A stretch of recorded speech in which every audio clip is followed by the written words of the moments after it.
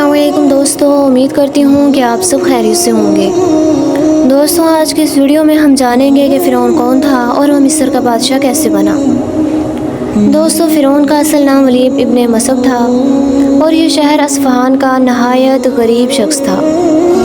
गुर्बत की वजह से इस पर बहुत ज़्यादा कर्ज़ हो गया, जिसकी वजह से ये अपने शहर अस्फ़हान से भागकर शाम में जा पहुँचा। वहाँ शाम में पहुंचकर भी इसके हाथ में कोई रोज़ी का ज़रिया ना लगा। फिर वो रोज़ी की तलाश में मिस्र में पहुंच गया।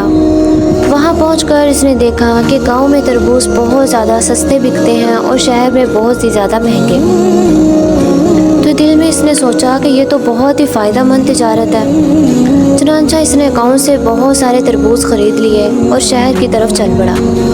तो रास्ते में लोगों ने इससे सारे तरबूज ख़रीद लिए। तो ये समझ गया कि इस मुल्क में कोई भी शाही इंतज़ाम नहीं है, जो चाहे हाकिम बनकर माल ख़रीद सकता है।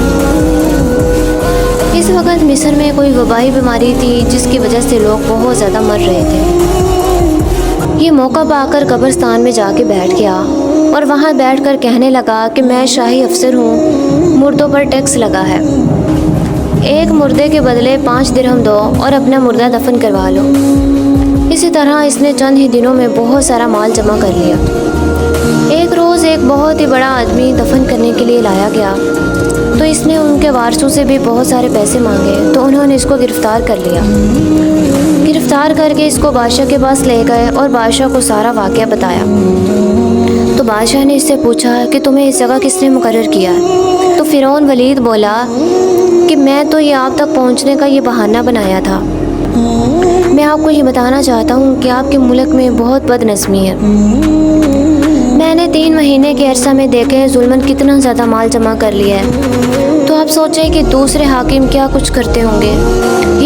ये कहकर उसने अपना सारा जमा किया हुआ माल बादशाह के सामने डाल दिया और कहा कि अगर आप ये इंतज़ाम मेरे सुपुर्द कर दें तो मैं आपका मुल्क बहुत दुरुस्त कर दूँगा। बादशाह को ये बात बहुत ज़्यादा पसंद आई और बादशाह ने इसको कोई मामूली ओहदा दे दिया। वलीद ने वो तरीका इख्तियार किया जिससे बादशाह भी खुश रहा और राया भी। आहिस्ता आहिस्ता ये तमाम लश्कर का अफसर बना दिया गया और मुल्क का निज़ाम बहुत ज़्यादा अच्छा हो गया। आखिर मिस्र का बादशाह मर गया। जब मिस्र का बादशाह मरा तो अवाम ने वलीद को बादशाह के तख्त पर बिठा दिया।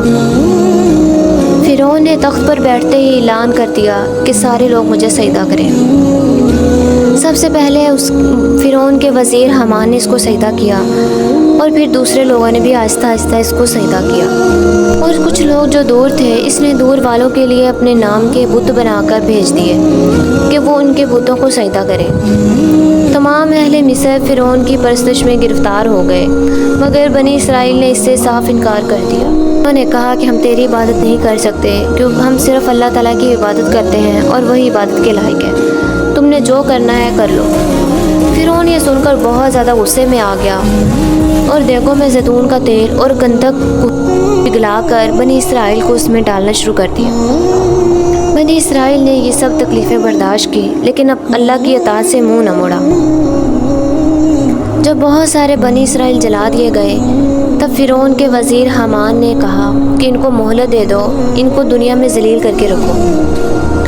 क्योंकि फ़िरौन ख़ुद को खुदा समझने लगा था और सबसे अपनी इबादत करवाने लगा था। फिर इसने जलाने से हाथ खींच लिया और बनी इसराइलियों पर और भी बहुत सारी सख्तियाँ शुरू कर दी। उसी ज़माने में फ़िरौन ने ख्वाब देखा कि बैतुल मक़दस की तरफ से एक आग गई है जिसने तमाम फ़िरौनियों को जला दिया है, लेकिन बनी इसराइल को कोई नुकसान नहीं पहुंचा। और फिर इसने देखा कि बनी इसराइल के मोहल्ले से एक बहुत बड़ा अज़दा निकला है, जिसने इसको तख्त से नीचे डाल दिया। फ़िरौन ये ख्वाब देखकर बहुत ज़्यादा परेशान हुआ। इसने नजूमियों से इसकी ताबीर पूछी, तो उन्होंने कहा कि बनी इसराइल में एक लड़का पैदा होगा जो तेरी हुकूमत के टुकड़े टुकड़े कर डालेगा। फ़िरौन सुनकर और ही ज़्यादा परेशान हो गया, तो इसने कोतवाल को बुलाया और कहा, तो 1000 सिपाही हथियारबंद और कुछ दाइयाँ बनी इसराइल के मोहल्ले में मुकर्रर कर दो। जिस घर में भी लड़का पैदा हो उसे कत्ल कर दो। चंद ही साल में बनी इसराइल के बेशुमार बच्चे कत्ल हो गए। तब कुबतियों ने फ़िरौन से दरख्वास्त की कि बनी इसराइल में मौत का बाज़ार गर्म है ادھر ان کے بچے قتل کیے جا رہے ہیں، اگر یہی حال رہا تو یہ قوم فنا ہو جائے گی، پھر ہمیں خدمتگار کہاں سے ملیں گے؟ تب فرعون نے حکم دیا کہ اچھا ایسا کرو کہ 1 سال میں بچے قتل کرو اور 1 سال چھوڑ دو۔ اللہ تعالیٰ کی شان کہ جس سال میں بچے قتل ہوتے تھے اس سال میں حضرت موسیٰ علیہ السلام پیدا ہو گئے، اور جس سال میں بچے قتل نہیں ہوتے تھے اس سال حضرت ہارون علیہ السلام کی پیدائش ہوئی۔ حضرت موسیٰ علیہ السلام کی پیدائش کی ویڈیو دیکھنے کے لیے ڈسکرپشن میں دیے گئے لنک کو سرچ کریں۔ اسی طرح کی مزید ویڈیوز دیکھنے کے لیے اس چینل کو سبسکرائب کریں اور بیل آئیکن کے بٹن کو دبا دیں تاکہ ہر آنے والی ویڈیو آپ تک پہنچتی رہے۔